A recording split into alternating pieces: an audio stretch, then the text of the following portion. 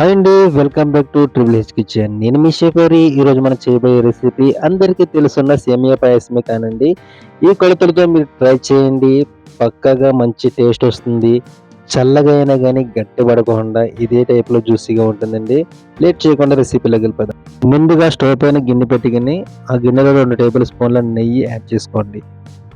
నెయ్యి హీట్ అయిన తర్వాత ఒక 50 గ్రాములు జీడిపప్పులు కూడా యాడ్ చేసుకొని లైట్ గోల్డ్ కలర్ వచ్చే వరకు ఫ్రై చేసుకోండి. మొదటిసారి మన వీడియోస్ చూస్తున్నట్లయితే మన ఛానల్ సబ్స్క్రైబ్ చేసుకోండి. లైక్ అండ్ కామెంట్ మాత్రం మర్చిపోవద్దు. మన వీడియోస్ మీ ఫ్రెండ్స్ అండ్ ఫ్యామిలీ గ్రూప్స్లోకి షేర్ చేసి మన ఛానల్ సపోర్ట్ చేయండి.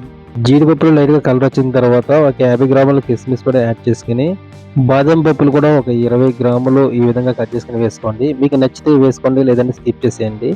ఎండు ద్రాక్ష వేసిన తర్వాత ఎండు ద్రాక్ష మొత్తం కూడా బాగా పొంగే వరకు కూడా ఫ్రై చేసుకోండి. లో ఫ్లేమ్లో పెట్టుకుని ఫ్రై చేసుకోండి. ఈ విధంగా మొత్తం అన్ని ఈ విధంగా పొంగిన తర్వాత తీసుకుని ఒక బౌల్లో వేసుకుని పక్కన పెట్టుకోండి. అదే నెయ్యిలో 100 గ్రాముల సేమియా కూడా వేసుకుని మంట స్లోలో పెట్టుకుని లేత బంగారపు రంగు వచ్చే వరకు కూడా ఫ్రై చేసుకోండి. ఈ విధంగా కలుపుకుంటూ ఈ విధంగా కలర్ వచ్చే వరకు కూడా లో ఫ్లేమ్లో పెట్టుకుని ఫ్రై చేసుకోండి.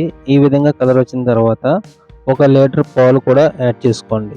100 గ్రాముల సేమియాకి ఖచ్చితంగా 1 లీటర్ పాలు వేయండి. హాఫ్ లీటర్ వరకు వాటర్ కూడా యాడ్ చేసుకోండి. ఈ విధంగా వాటర్ కూడా యాడ్ చేసిన తర్వాత మంట హై ఫ్లేమ్లో పెట్టి ఒక్కసారి బాయిల్ స్టార్ట్ అయ్యే వరకు కూడా హై ఫ్లేమ్లో పెట్టండి. బాయిలింగ్ స్టార్ట్ అయిన తర్వాత మీడియం ఫ్లేమ్లో పెట్టుకుని 8 నుంచి 10 నిమిషాల వరకు కుక్ చేసుకోండి. ఒక 4 నిమిషాలు ఈ విధంగా కుక్ చేసుకున్న తర్వాత ఒక 5 యాలకులు దంచుకుని వేసుకోండి. ఈ విధంగా అదేవిధంగా ముందుగా ఫ్రై చేసుకున్న డ్రై ఫ్రూట్స్ అండ్ నట్స్ కూడా యాడ్ చేసుకోండి. డ్రై ఫ్రూట్స్ ఈ విధంగా సేమియా సగం కుక్ అయిన తర్వాత వేయడం వల్ల ఏంటంటే డ్రై ఫ్రూట్స్ కూడా సాఫ్ట్ అవి తిన్నప్పుడు మంచి టేస్ట్ వస్తుందండి. చాలా చాలా బాగుంటుంది.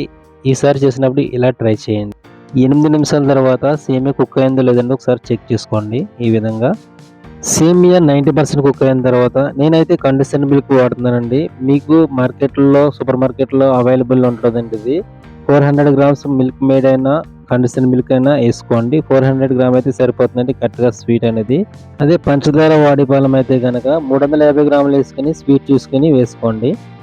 పంచదార వేయడం వల్ల ఏంటంటే కొంచెం లూజ్గా అయిపోతుందండి. Milk made and condition milk అయితే మంచి క్రీమీ టెక్స్చర్ వచ్చి మంచి టేస్టీగా ఉంటుందండి.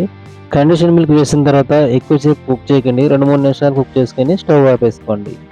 ఈ సేమియా పాయసం గ్యారంటీగా చల్లగా అయినా కానీ ఈ విధంగా ఉంటుందండి. చూడండి, నేను బాగా చల్లగా అయిన తర్వాత మీకు సర్వ్ చేసి చూపించాను.